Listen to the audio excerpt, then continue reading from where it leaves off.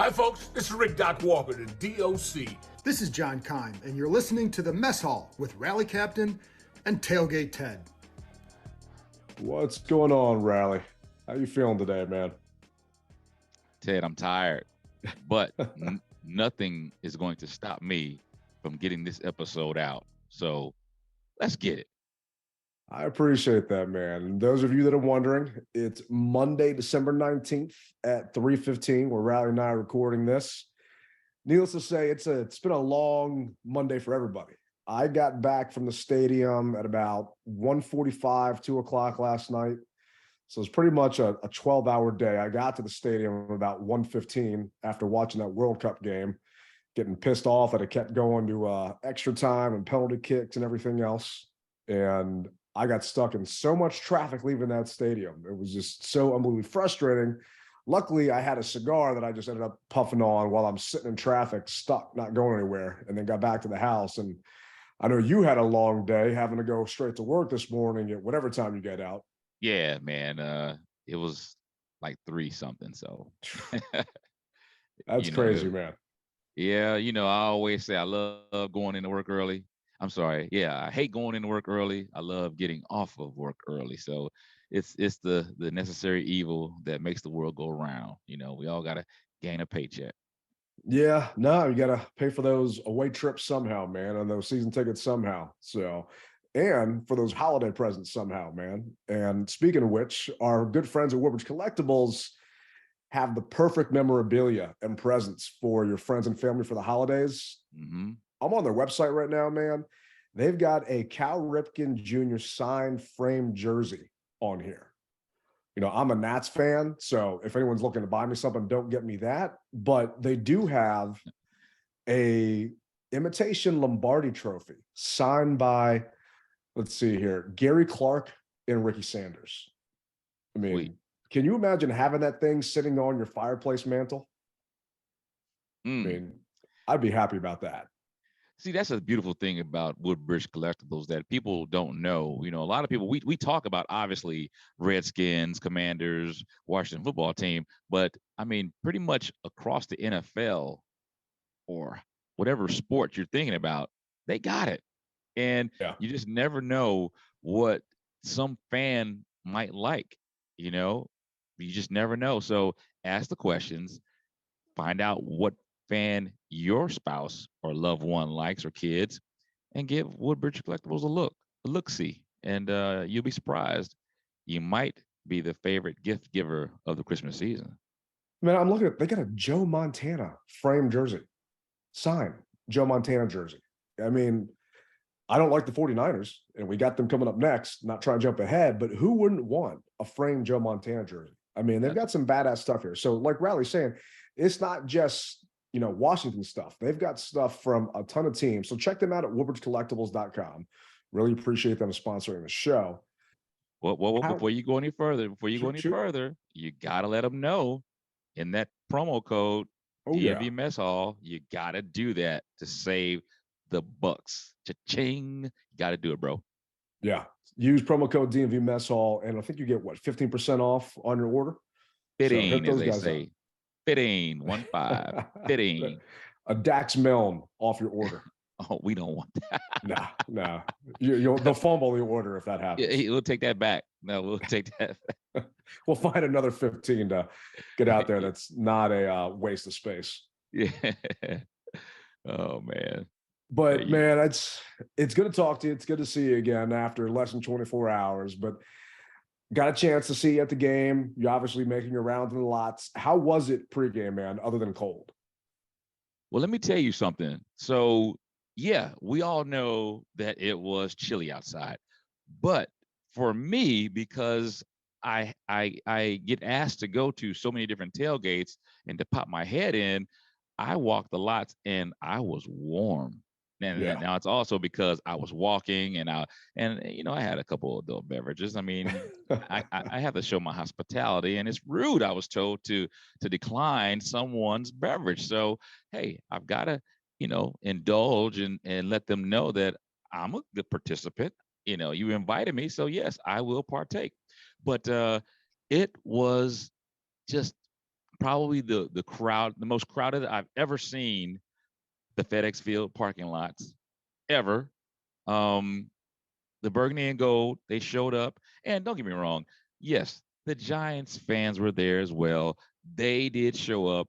I said that to say because, I had a guy, I said, I really didn't see a Giants takeover like what I'm used to seeing. The burgundy and gold really showed up. Now, maybe it was because the game was flexed and they just didn't want to drive down from Jersey, wherever they're from, New York or whatever have you. But it was a lot of just burgundy and gold, and it felt good seeing all of those people in the parking lots, in the stands, walking through the stadium. I mean, it was huge, man. It was, man. And we had easily our most energetic tailgate of the season, maybe the past 5 seasons. We had our regular DJ back. He brought in a special DJ from Ibiza, and I'm not talking about the nightclub in downtown DC. I mean, it was just a good vibe in the lots. I had legitimately maybe 2 dozen, 3 dozen people reach out to me to say, hey, are you still doing that tailgate thing that I haven't heard from in over 15 years? People I haven't seen since 2012 were coming out the woodwork, coming back to the stadium, and they just wanted to be there. They wanted to be a part of this. People that were telling me if they change the name, I'm out. Well, guess what? Names change. And I saw your ass at FedEx Field. So no, you're not. It's just different stuff. And it was great to see that ahead of time. And I was hoping, to have that energy carry into the game. But I've been doing the tailgate for over 20 years now. I've never missed a kickoff. Nice. Not once missed a kickoff. Uh-oh. We shut down. We actually brought out the Big Bertha grill. I've got 3 flat tops, and then I've got a 6-foot grill that stays in my van that I don't use anymore. It's an old grill that still works. Mm-hmm. We just don't use it because I've got the flat tops. Well, we wanted to get the cooking done early so we could get inside. So we had, over 12 feet of grilling space, got all the cooking done, got everything packed up. Took me 45 minutes to get in the stadium. Why 4 so or long? 5 on Mike Sellers to get inside that stadium. Because if you're a season ticket holder, you have a special Washington Gold pass, and they've got Washington Gold lines. The lane, yeah. And they're supposed to be checking those lanes. It's like a TSA pre-check. Right. Not everybody has it, but if you have it, yeah. So they're not checking the Washington Gold line. Everyone and their mama from New York to wherever that doesn't have season tickets is standing in this line. And everyone's arguing and screaming at each other. And you got season ticket holders yelling and screaming because you got a group of 12 Giants fans saying, well, no one's making me move. Then I get to the front of the line where they're doing security checkpoints. And they said, yeah, we were told not to look for Washington Gold today. We were told just to get everybody inside the stadium. So that's how my in-game started. That's what kind of really rubbed me the wrong way and pissed me off, because we don't get a lot of perks as season ticket holders. We get 50% off concessions. So, non-alcoholic concessions, which, hey, is great if you want to buy food in the stadium. Yeah. And, I bought nachos every once in a while. We get fast lines in the stadium for food if they're checking. Half the time they don't check. And then we get easier access into the stadium. Didn't get any of that yesterday. And it's the first time I've ever missed kickoff. And man, it's just, you lose money as a season ticket holder when you buy season tickets. You can get the same amount of games individually on secondary market and pay a lot less money than you and I do. So that's some of my frustration just to kind of start it off. And then I get to my seat with maybe 5 minutes left in the first quarter. I'm like, that was just, it was such a mess. With 5 minutes left in the first quarter? Yeah, man, it took me 45 minutes to get through that line. God dog it. So people had their cell phones up so all of us standing in line could watch. And I was listening on the radio. And I'm just so pissed off at that point. And then I'm going through the metal detector line. And then I got a guy saying, hey, you idiot, take your keys out your pocket, which was a security guard that worked there. Like, it says on the sign you can keep your keys in your pocket. And the fact that the guy called me an idiot, at that point, I was just angry. And that didn't sit well with me. So he and I were going back and forth to the point of his supervisor came over and calmed him down and the situation down. But I wasn't having it at that point. I was done with the whole mess. Oh yeah. So by the time I actually got to my seat, I wish that the team would have put me in on defense so I could have actually done something to stop the Giants, because I was ready to rip someone's head off, man. I don't know about you. Starting linebacker, Ted. I would have did a little bit better than John Bostic. I'll tell you that right now. All right. Oh man. But what was it like in your section? I'm assuming you got in the game earlier, obviously. I don't know if you had any of the problems that I had trying to get in. And yes, I get it. There was 80,000 people there. How many thousand people there the other day? The point I was just about to ask you, did you get a final count? And you said 80, but you were just throwing it out. I'm just throwing it out there. Actually, the official capacity now is 67,000. Okay. And looking in the stands, it looked packed. So I would almost say it was like maybe 60 to 62, I'd say. Yeah. Because I did see at the upper deck they had some yellow and red, and then I saw in club they had a couple openings, but for the most part, every seat seemed to be taken. So yeah. I really enjoyed that, man. We put the call out. Obviously, Jonathan Allen put the call out, and the organization put the call out, and people came out. And why? Because this was an important game. Now, will we see them for the Browns? Probably not. But they can at least say that they came to see the most important game, even though it may have been a letdown to everybody. It was an important game for the fans. Yeah. I just didn't feel like it was an important game for the team. And I'll say that because I just saw a tweet from the Giants, and I'll tell it to you in a minute. It felt like when the Seahawks lost and Washington knew that they were going to be the 7th seed or the 6th seed, no matter what, it felt to me like the sense of urgency completely went away from the team, that they weren't playing to win the game. And we talked about this earlier on our preview show. I needed Riverboat Ron to be Riverboat Ron. And the way he called that game, and he doesn't call plays, but the way he coached that game, I felt like they were playing scared. And I made it in time to, well, actually, I missed this part. So I watched this on the replay. So it was, what was it? 4th and 10, 4th and 12 from the 34-yard line, right, in the first quarter.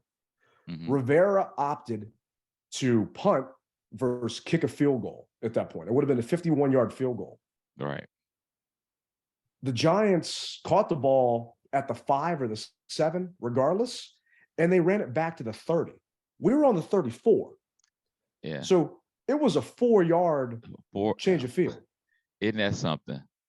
And he didn't trust Joey Sly because apparently he didn't think he had the leg to do it, where Joey later on in the game hit a 51-yarder. So I was going to say that I like to get in a little early, and shout out to the go-go bands that played in Legends. Oh, it was a great. You have the concert. You see Vernon too? Great concert. Yeah. Say again. You see Vernon Davis too? Oh, heck yeah, I saw Vernon. Bounce, bounce, bounce, bounce. Didn't necessarily like the song, but at the same time, I'm here to support. So, yeah. I mean, that's just how it is. I mean, a lot of people don't like Left Hand Up, but they're there to support local artists. So I like to get in early and just get a feel for what the punters, the kickers, or what are they doing during warmups. And I saw him hit from practice. He from both ends, from kicking to the west side back to the east side of the stands. And I was saying, I saw him making these. What are we doing? And so I just was weirded out, man. But it goes to something I said, Ted, early on, I said, man, I just don't like these Giants, man. I mean, they're the ones who I just feel as though no matter what are going to give us the most problems. And here we are. They gave us the most problems. I mean, I need to be Nostradamus or something, man. I really do. Well, we talked about it, man, that these Giants, it's not going to be an easy game, and they're no pushover. Mm-hmm. And right. I hate to say it, I won my bet that I put in at Caesar Sportsbook the other day because I took the Giants plus 4.5, but it still pisses me off. I thought we were going to win the game. I didn't think we were going to cover the game when we gave our scores and predictions. We all had them not covering the 4.5-point spread. At least that's what I got it at. It was just frustrating. And hearing that you saw Joey make these kicks, not surprised. It sounds like Rivera was lying to us again. This is actually what Coach said about it. Coach, early on in the game, the decision to go for the punt and short yards situation, can you kind of describe the thought process? Oh, we got him pinned. You know, we figured from where we were going to get him pinned. Ron, you said you wanted to get him pinned on that fourth down. Was there something with the wind or anything like that with the conditions?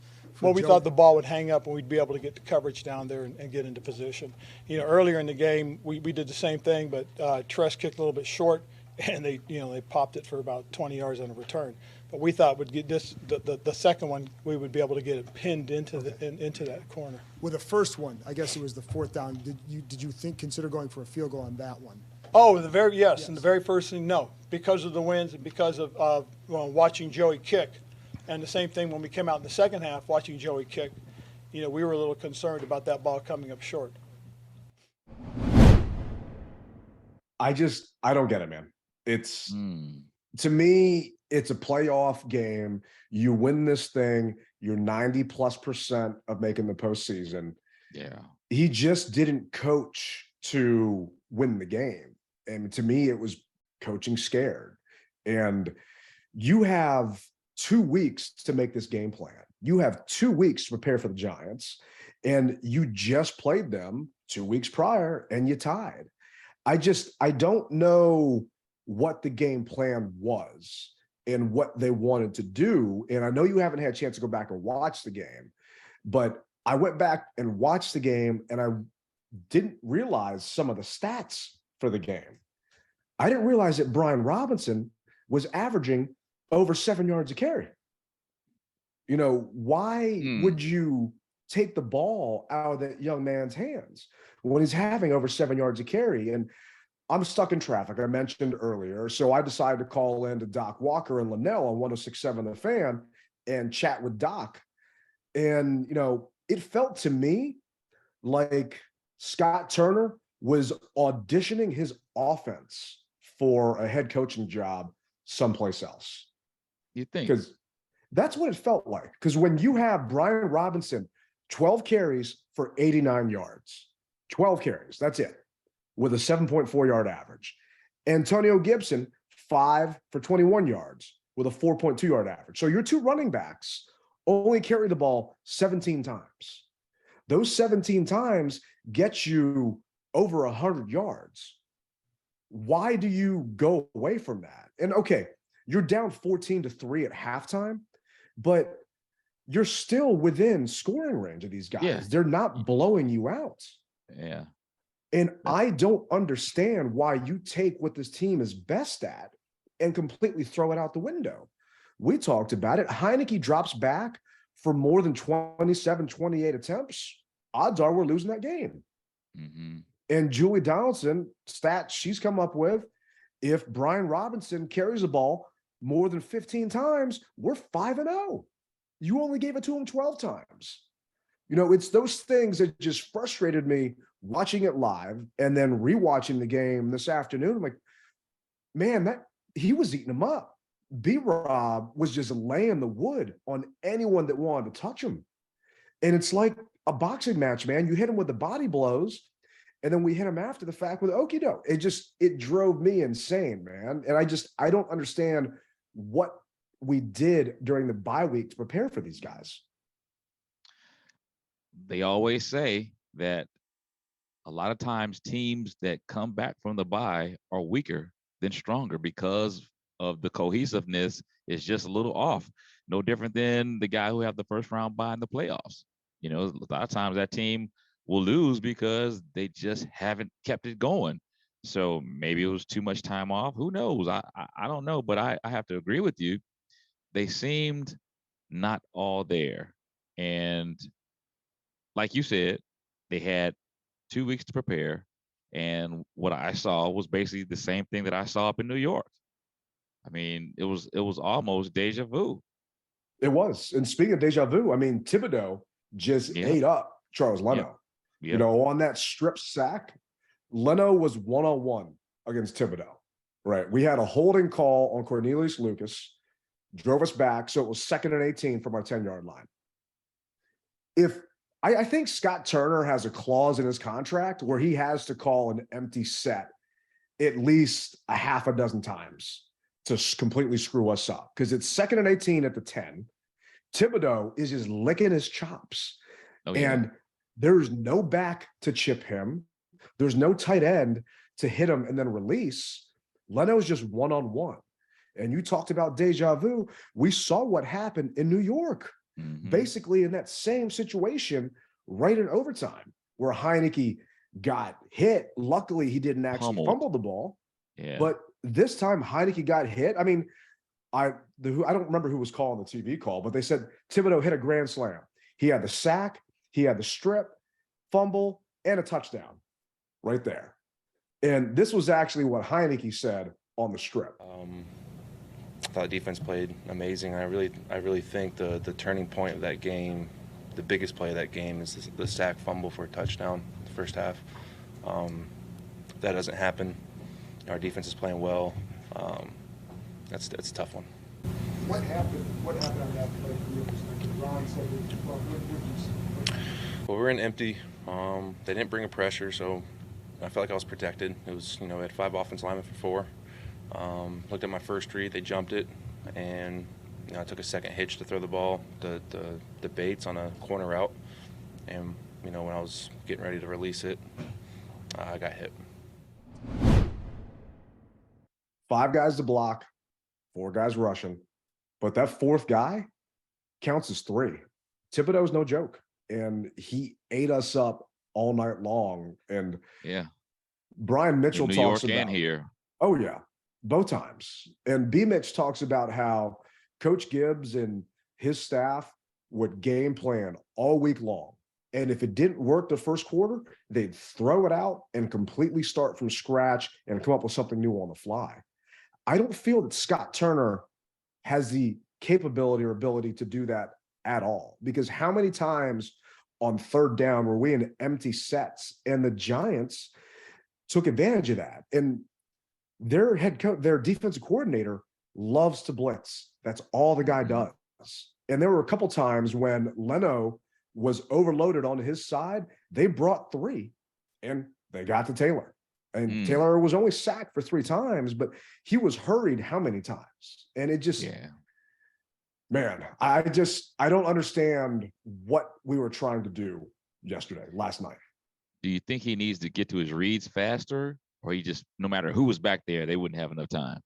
I think no matter who was back there, he wouldn't have had enough time, because the Giants were playing off on a zone. And he talked about they jammed his first read, and then your second read was John Bates. I'm sorry, John Bates does not scare me to really be able to do anything.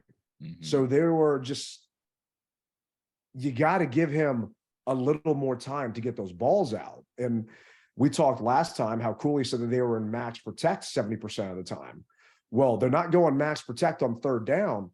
And I was watching the postgame show this morning because they replayed it. I didn't realize this stat. Guess when we converted our first 3rd down? When? 14 minutes and 17 seconds in the 4th quarter. What? The 4th quarter was the first time we got a 3rd down. We were 1 for 10 on 3rd down. Can't win like that. No. And it's something we have constantly talked about on this show. And it drives me crazy is, okay, the flea flicker. Why in the hell did Scott Turner decide to call a flea flicker at 2nd and 3? Because you think you're going to be able to convert that? And I'm sorry, on the flea flicker, whoever Taylor threw it to, I want to say it was Diami, Diami Brown. Was triple covered or double covered? Double, yeah. So that, to me, someone else should be open, but he decides to chuck it up there. First thing, why are you trying to get cute? Why are you calling a flea flicker right there? And I think we were maybe in our 35, somewhere around there. We were in our territory, not theirs.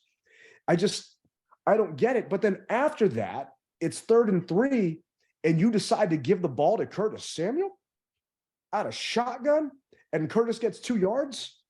Yeah, give it to your bruiser. You don't feed B-Rob. at that point, it's still early in the game, and he's still fighting for those. B-Rob can get 3 yards with 12 men in the box, but you decide to be cute and give it to Curtis. He'll drag the hell out of him. It's just the coaching, the game plan, everything from an offensive perspective drove me crazy. Yes, the Giants scored 20 points, but the defense held them to 13. You know, that Thibodeau touchdown, it was what it was. If your defense holds an opponent to 13 points, you hope your offense can score more than 12, and they didn't. It's just so upsetting, and everyone is yelling and screaming about the referees today. And we'll talk about that in a little bit. But to me, that's not why we lost the game. We got outcoached. Yep. They made plays when they needed to make plays. And I tell you, so what was pivotal for me was when it was 4th and 9. And I said to the guy that was sitting next to me, I said, are they going to go for this? I said, oh, if they go for this, the level of disrespect is just through the roof. And sure enough, so they didn't fear us.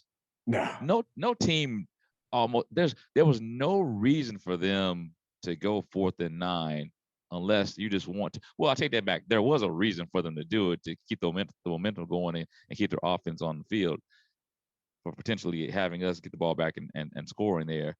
But still, I think they were in their own they were on their side of the field, and they went 4th and 9. And so there was a 4th and 9 on Washington's 24, and they threw it. It was 2:20. Actually, I was 10-18. It was still 7-3 at that point. Yeah. And it was right before the 2-minute warning. So there was 2:23 left in the game on the 24th. They should have kicked the field goal there. You're talking a 24, that's a 41-yard kick.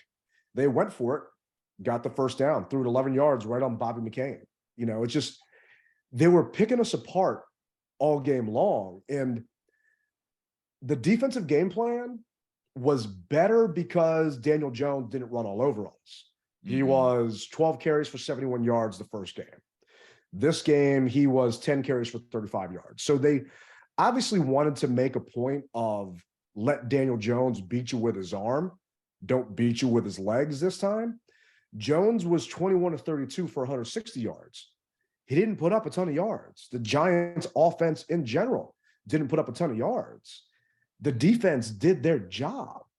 Your offense just didn't. But it was just straight disrespect from a Giants perspective, where they felt that they could do whatever they wanted to. Even though the stats don't show it, they did really whatever they wanted to that game. I mean, their swag was on 100, bro. Oh, yeah.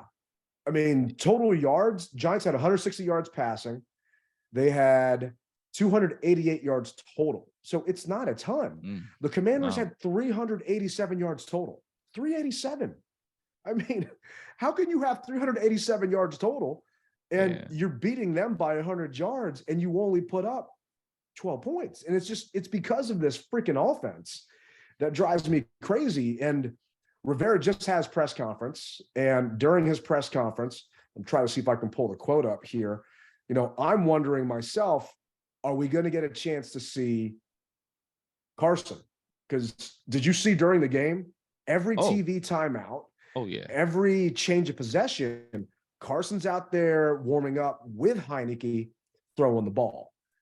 Pre-game, I saw it, man. Pre-game, Carson was on like 10. I mean, he normally, you know, you expect the quarterback to do what Taylor was doing, and okay, I'll catch the ball and I'll do some nice form throws to warm my arm up. Nah, Carson was like, oh, I'm gonna roll out. I'm gonna roll out to my right and throw it hard. I'm gonna roll out to my left and throw it hard, even harder. It was, I said, wait a minute, what is this dude doing? So I thought that was kind of strange. Maybe he was trying to let the coach see that, hey, I'm mobile. I'm ready. I can put some zip on it. There were a couple of times when he because Taylor stays in the same spot and doesn't move when he's about to go in. He's just throwing the ball to whatever receiver's catching on the other end.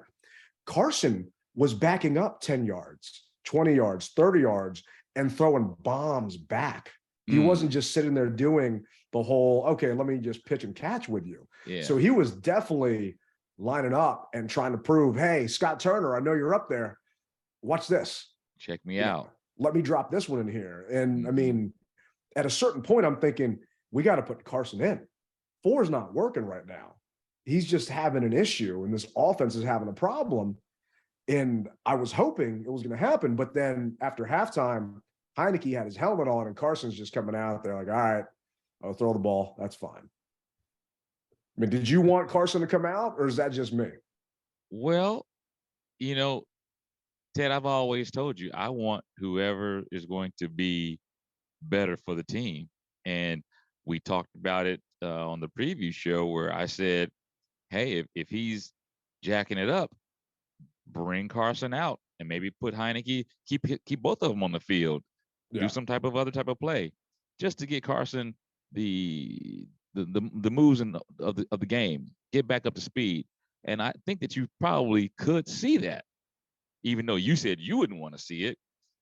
I think that something is said. It's like when Daniel Jones and Saquon went into the Wildcat and it was a direct snap. You know, we weren't expecting that. And he ran it in for a touchdown. That was in my end zone. Because when he got back into the quarterback position and Daniel Jones was DJ was the running back, I was like, wait a minute, what kind of nonsense is this? So I know as a fan, I'm scratching my head. Those guys on all fours in a 4-point stance was like, okay, who do we key on? Oh, this is a trick play. It's going to go to DJ. Nope, Saquon ran it right up our gut into the end zone. See, I'm not surprised about that, though, because they've done that before. It's like, and for those that didn't hear our last show, Rally wanted Carson and Taylor in at the same time, one that can't move and the other that's got, Skittles for an arm in there, wasting space. The thing that drove me crazy is it's the first half, and Taylor was 7 for 13 and only had 43 yards, right? His average yards per pass was 2.9, less than 3 yards per pass. I mean, he's just, Alex Smith was Captain Checkdown. What the hell is Taylor? 2.9 yards average per pass. He's Corporal Checkdown. If Alex is Captain Checkdown. And then you've got fans and you've got people saying, well, we don't want to see Carson against this pass rush against the 49ers. And yeah, we're skipping ahead a couple of days. I am just tired of the Heinicke experiment. And I was hoping that Rivera was going to potentially talk about a change. Well, David Aldridge asked Rivera, Ron, do you consider a quarterback change? Ron, do you give any thought to a change of quarterback for next week? No, David. I think that the biggest thing more than anything else is, sticking with Taylor and what we're trying to establish.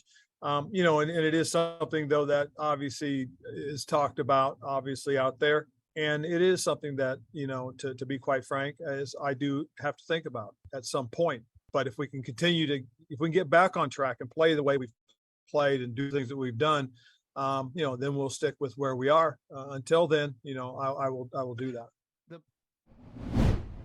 Well, I'll say this on a good note. I couldn't believe how far he threw the ball downfield this last game. I said, hey, who threw that ball? I legitimately said, who threw that ball? Because I did not expect him to be able to throw the ball that far. He's got an arm to throw deep. He doesn't have an arm to hit those tight window throws, those deep outs, those other throws. But I mean, lobbing the thing up there, he overthrew Diami on one of those plays.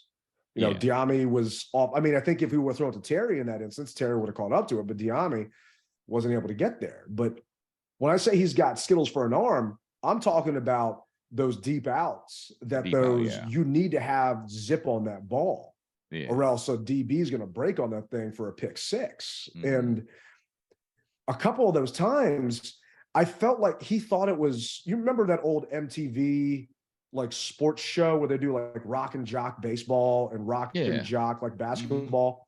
There was like a 25-point circle would open up with a minute left in the game. So it gives you a chance to come back.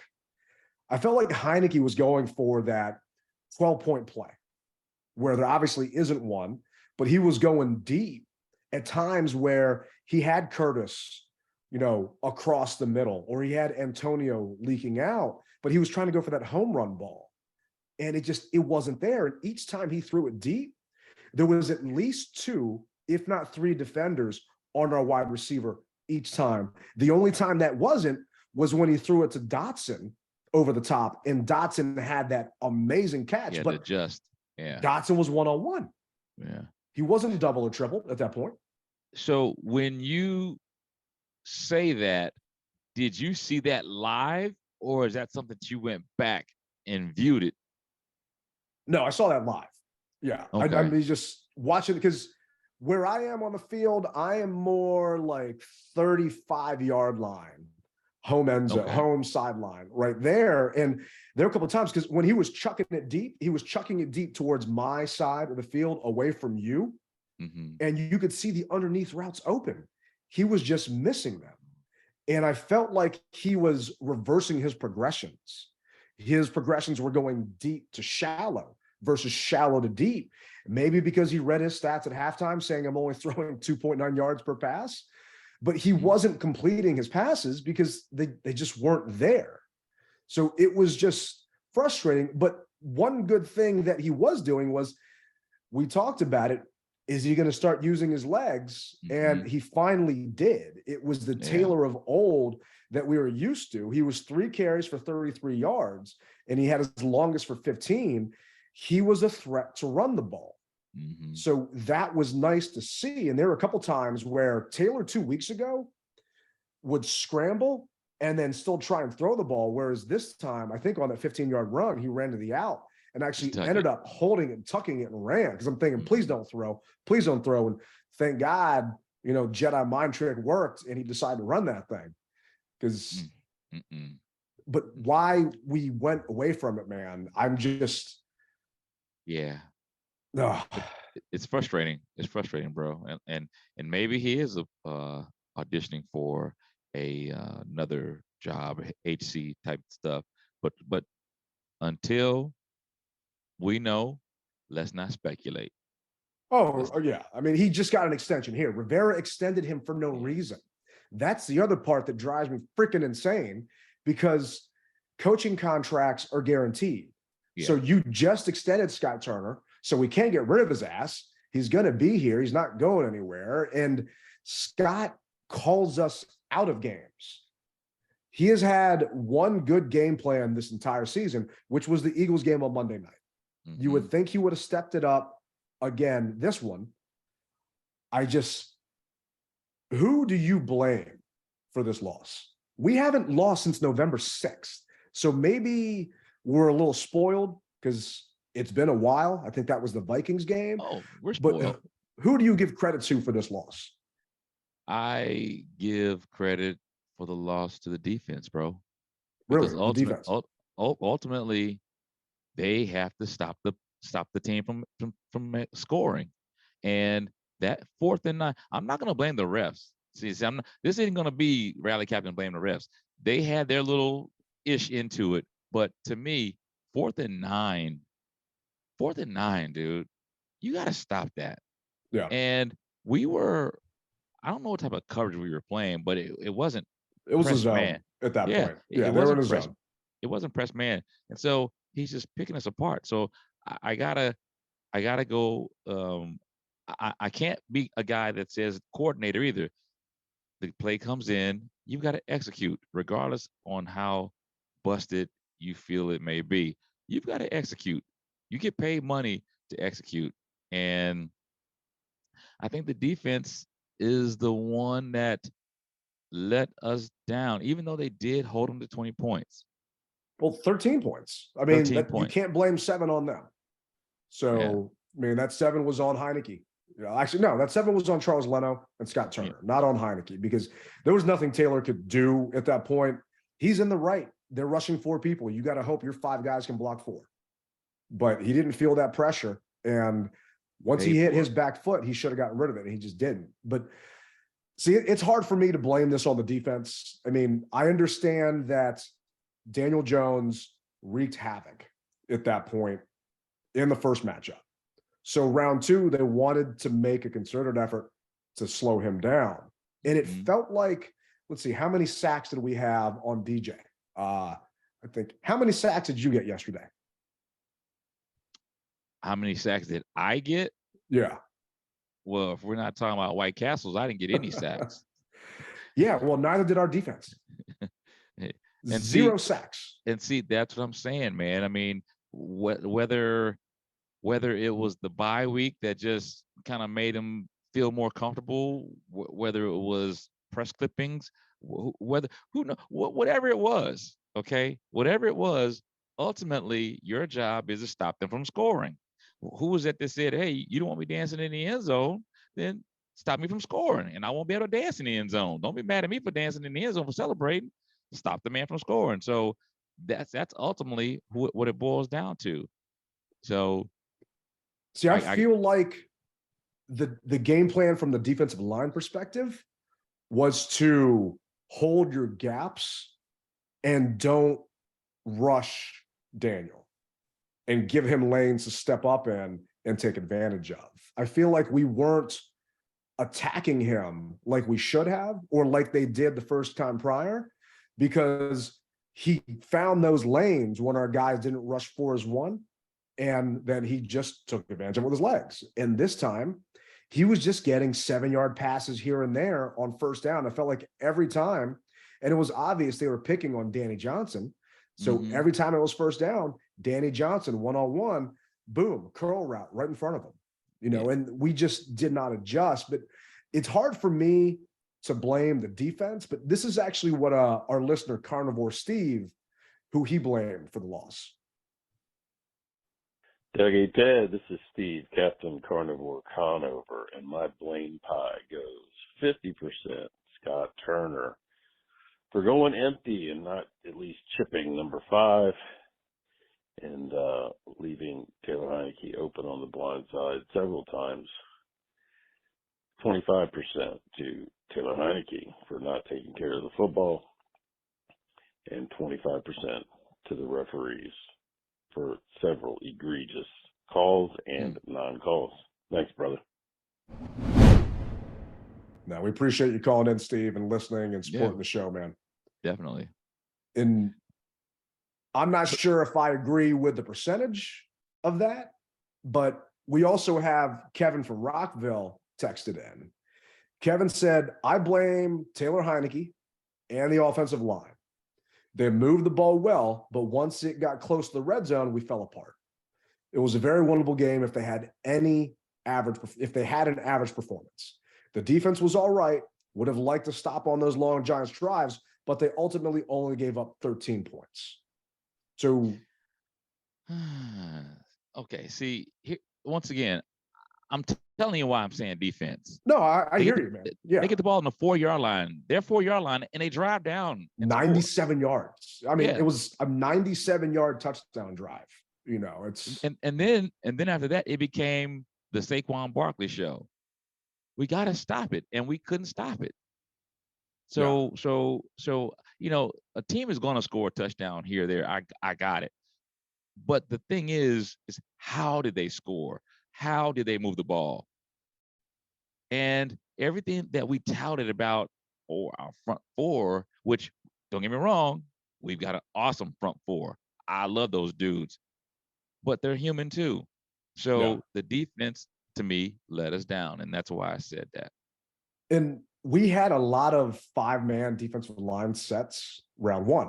Round 2, we went away from that. And I don't know if you noticed, when Saquon was gashing us in the 4th quarter, they brought John Ridgway in to stop it. And Ridgway actually, first play in, they ran Ridgway. Ridgway just bear hugged him, stopped Saquon right there. So, I mean, it slowed down the running attack, but the defense did not seem to make adjustments. And then the Giants didn't make any on their side because they didn't need to. You know, for us, I mean, everyone knows if it ain't broke, don't fix it. It wasn't broke with Brian Robinson, but Scott Turner liked to try and fix it. The Giants, on the other hand, actually do what you're supposed to do. It wasn't broke for them, so they just kept taking advantage of us. So the lack of defensive adjustments, I'll give you that. I do blame, if I had to give a percentage, I'll say maybe 20% of my blame pie goes to Del Rio not making adjustments. Danny Johnson on an island and getting picked apart. And missing Benjamin St. Juste these past two games has been massive. 2 or 3? 3, right? Well, I mean, just the 2 games versus the Giants. Okay, I got you. You know, not having BSJ for the first time in the Meadowlands and not having him this time, huge. They picked on Christian Holmes last time, to the point of Holmes got benched and Danny Johnson came in. Danny had a better game when he came in relief.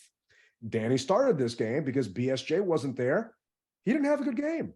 He got picked on. I don't know how many passes he gave up, but every time it was first down, I felt like it was 2nd and 3. And who was on the tackle? Danny Johnson. Danny Johnson. It's just, he was just getting eat up constantly. And Rivera, not Rivera, but Del Rio not making any adjustments drove me crazy. But my pie, I want to say 70% goes to Scott Turner. He called a bad game. I don't see any other way around it. When you've got a stud like Brian Robinson Jr. getting 7.4 yards a carry, when you have a beat up offensive line and all you're doing is making them pass block versus run block, I don't get that. Offensive linemen hate the pass block. I played left tackle, absolutely hated pass blocking. I wasn't that good at it. I could run block my ass off, but the fact that Brian Robinson only had 24 snaps, he was in on 38% of the offensive plays. Why are you taking the ball out of that young man's hand, Scott Turner? You don't even have him on the field. It's not that Heinicke wasn't giving it to him. He wasn't actually on the damn field. Well, if I'm not mistaken, I do remember him calling himself out. I remember a couple of plays he called himself out, and they wanted. And matter of fact, if I remember correctly, they wanted him to stay, and no, he waved himself out. So I'm not sure what was going on with that. Did you see that? Or he no? wasn't. There was on the 19-yard run. So on the 119-yard run, he called himself out because I don't know if he was gassed or what at that point. But I was talking to Doc Walker and Linnell about this last night, and they're harping on it. The last drive down the field, I'm scrolling through the stats now here. So Heinicke hits Curtis Samuel down the left sideline or down the right sideline, depending on where you're looking at it, 30 yards. Then next thing you know, trying to pull this up. Where is this? Brian Robinson ended up having a carry, I want to say for 18 or 19 yards, and then didn't come back in the game. B-Rob got us down. Why can't I find this? I'm sorry for those of you that are wondering why I'm stalling here, but Robinson got us down regardless. I want to say to within a couple of yard line, and then he never came back in the game. And I don't get why they didn't give him the ball back, why they didn't get him a chance to actually finish that thing off. Those of you listening, you have to say, well, B-Rob was in on that touchdown. So, okay, yeah, well, the touchdown didn't count because Terry McLaurin wasn't lined up properly. And everyone's throwing a fit about that. And the referees, I don't have a problem with the call on Terry. If Terry wasn't where he was supposed to be, Nikki Javala, and for those of you listening, we're also going to have this on YouTube. Nikki Javala put up a video. Terry said that the ref said he was good. If you look at the video, the ref points down to the line, doesn't actually give Terry a thumbs up or anything. And you also have a bunch of fans yelling and screaming at that point. So who knows what Terry actually heard or what the ref said. But the fact is, Terry wasn't exactly where he should have been. And he couldn't move again because another wide receiver went in motion. You cannot have two people in motion at the same time, or else that's an offensive penalty. So he was damned if he did, he was damned if he didn't at that point. But B. Mitch was talking about this today on his show. What's with all the motion? You're at the 2-yard line. Who are you fooling? Give the ball to B-Rob and let him just punch you in the mouth. Yeah, because the guy who you're motioning for, that safety or that corner that's trying to travel, or the DB that's trying to travel, he's not being affected by this play anyway. No. So just line up and run the damn ball, the play that you want to run. But they're trying to confuse people, thinking it's going to be a jet sweep or something like that, to maybe get their eyes looking in the wrong direction. That's the purpose behind all that motion. We get that. But if you know that you're going to run it up the gut like that, just freaking run it up the gut. Just do it. It's just, they try and get too cute with some of the stuff. And that's why, for me, it's going back to Scott Turner. A majority of my blame pot goes to him. Okay. Because he's calling us out of games. It's 3rd and 2, 3rd and 3. And you give it to Curtis Samuel out of shotgun. Out of shotgun. Yes, man. Come on. How many times have we said it this whole year? Why are we doing this out of shotgun? Do we not trust a quarterback sneak? Do we not trust, fullback and a tailback and through the eye and just run it up the gut? Obviously we don't. I think he just wants to be cute. I think he wants to try and pull some. We don't have a cutesy football team just yet, no. Bro. And the thing is, we have to play a damn near perfect game because I was gonna say that, yeah. Lack of quarterback talent. If your quarterback is not the better quarterback, then your entire team has to step it up a notch. And we have these past couple of games.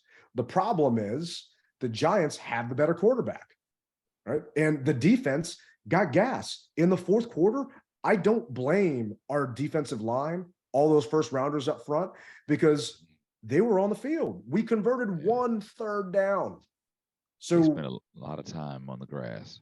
Yeah. That's why it's hard for me to really get in on them. And John Allen was fighting his heart out, man. There was one time where I thought John was going to come to blows in the huddle on his own team, because John's yelling and screaming at them like, what the hell is going on? And time of possession was even 30 minutes to 29 minutes at that point, 30.3 to 29.3. But I felt like our defense in that 4th quarter, they had just been out there for so long, and the Giants went into a hurry up set, and it was just kind of frustrating. And Rafael Rubio sent this in saying, my 13-year-old son said to me on the way home, Dad, it was the Commanders versus the refs. A lot of judgment call, should have been a flag for holding. It was a lot not called. And the illegal penalty on Terry, okay. But how do you not call pass interference on that Curtis Samuel play? Did you see the picture that's out there everywhere? Yeah. I mean, he's he's all over him. It's almost like it's a freaking go-go and a grind session. I don't know if you've ever been to a go-go. The Legends concert ahead of time, yeah. Well, how about this little dirty dancing when the girl turns her back to you and you sneak up behind her, or not sneak up, but you get close to her and dance. You know what I'm saying? Yeah, that's a little much. But that's what it was. Yeah. Ultimately, it was. That was my end zone right there. Yeah. So, and I couldn't believe it, and so that just pissed everybody. Well, this is what Rivera said about it. The call on Terry seemed pretty adamant. He had pointed his hand out to the ref. What was the explanation? What did you guys see on the film? Looked like Terry pointed his hand. That's exactly what I thought too. Thank you. And I got to ask about the Curtis one as well. The 4th down. Yeah, I mean, in fact, don't ask me about the refereeing because I can't answer the question. I'm not giving any of my blame to the refs. It's just, we never should have put ourselves in that situation, number one. We've talked about it time and again. You can't leave the game in someone else's hands and make it that close. Yeah. It's like a boxing match. You can't let it go to the judges. They, in essence, let it go to the judges. And the judge is going to see something different than what you thought. Exactly. But it's to call that ticky-tack flag on Terry to take the touchdown off the board, but to not even give Curtis the benefit of the doubt on that actual PI. is unbelievably frustrating. And Nikki Javala is the pool reporter for the press. So the NFL makes referees available to talk to the press after the fact. And Nikki asked them this question. So question, let's talk about the Terry McLaurin play. Was that indeed illegal formation? And what did you see? It appeared that he pointed to the official. Is he obligated to tell Terry that he's at the line or not? And this was from referee John Hussey. Well, I didn't see any of that because I'm in the backfield. What I was told and what has been confirmed is that the ball was snapped at the half-yard line and he was lined up a yard back at the 1.5-yard line. In order to be deemed legal, he needs to break the belt line, the waist of the center, and he was not breaking the waistline of the center. That's why the penalty was called, because he was not in a legal formation. Okay. Then Nikki asked, when a player does point to the official like that, does the official have to say whether he's at the line or not? Referee says not typically. The official could be doing other things like counting the offense. There's a multitude of different duties, so I can't confirm whether the official even saw that or not, but he was clearly off the line of scrimmage. So, okay, illegal formation, whatever. Next question. On the 4th down play, it looked like defensive pass interference against Washington wide receiver Curtis Samuel, but nothing was called. Are you able to explain what was seen there? The referee says pass interference is a judgment call. To the officials, it didn't rise to what they felt was a restriction. Thus, they didn't call it. That's basically the bottom line there. It's a judgment call, and they didn't believe it was pass interference. I don't know how many times on whether it was college up to pro, that same scenario, they're getting a flag, 1st down, ball on the 1. I don't want to hear that, man. That Amen. I've seen it many a times, and you can't tell me that it should not have been. Poor refereeing right there.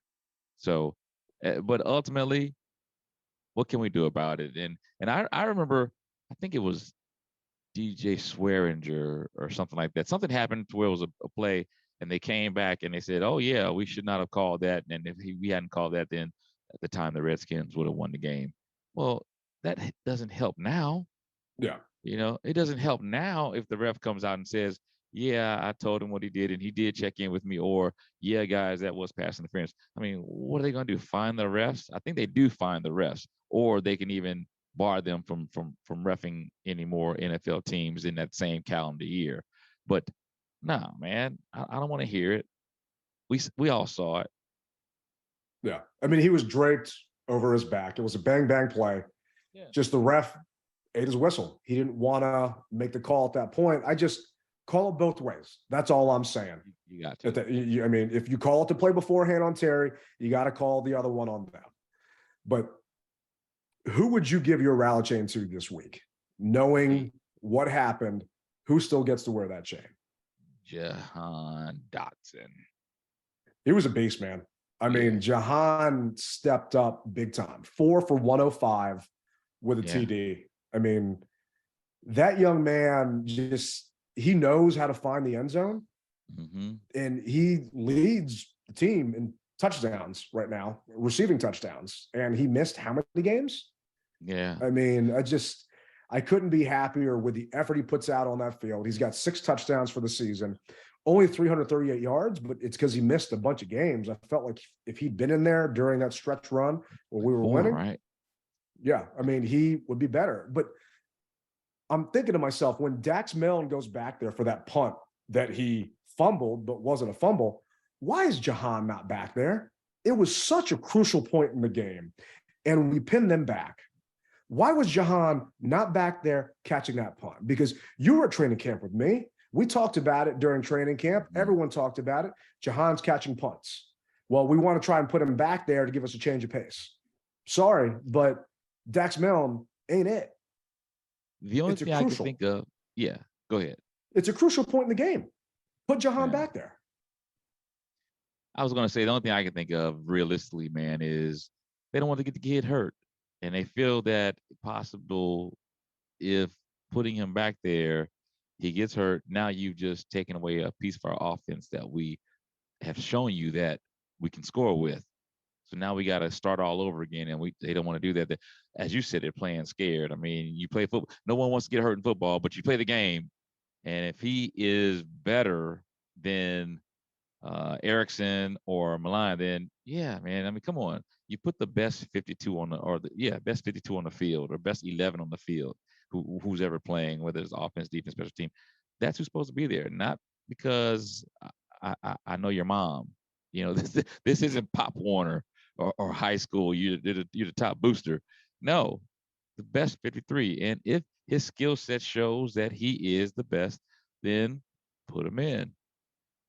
Jahan is a more explosive player than Dax Mellon. In Jahan's pinky, he has more talent than Dax Mellon has in his entire body. And Ooh. You know, who's the coach for the Rams? Why can't I think of his name right now? You know who I'm talking about? Used to be, McVay. McVay's basically mantra is you attack success. We did not attack success when we tied New York up there. We were up 10-0, and they came back and ended up tying that damn game. We did not attack success today when we decided to punt the ball on the 34-yard line. We did not attack success today when you don't have Jahan Dotson back there, a difference maker. Remember when Dion would go back and field punts? It's not like he did it all the time, but when he did it, you had to get scared because you knew something could happen. Same thing with Santana. He could break it at any given time, yeah. And if this kid has this talent and you prep him with this talent, why not give him a chance to show how dynamic he is? If I'm the Giants, I immediately start quaking in my boots because of that spin move he put on us up in New York. Yeah. You know, it's that lack of dimension that this coaching staff doesn't have drives me crazy. But Jahan is a perfect one to get a rally chain. I mean, for me, I'm going to have to break it up. Okay. So I want to hear this. 50% is going to go to Tress Way. And this isn't being funny. Tress pinned them back how many times, man? He was freaking stellar. 2 times inside the 20. He flipped the field for us a ton. And Tress did his damn job. He's actually leading the team in Pro Bowl votes. Our punter is leading in Pro Bowl votes because he is that damn good. He's the best player we've had on our team in the past, 8-9 years, which is kind of sad to say. He gets put up almost every year, if I'm not mistaken.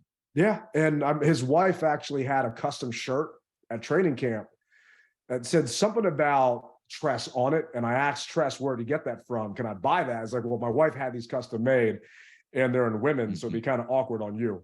I'd still rock it, but Tress is my man. The other for me, it's got to go to Terry. Terry broke 1,000 yards, third 1,000-yard season in a row. First Redskins, Washington player to do that since Henry Ellard.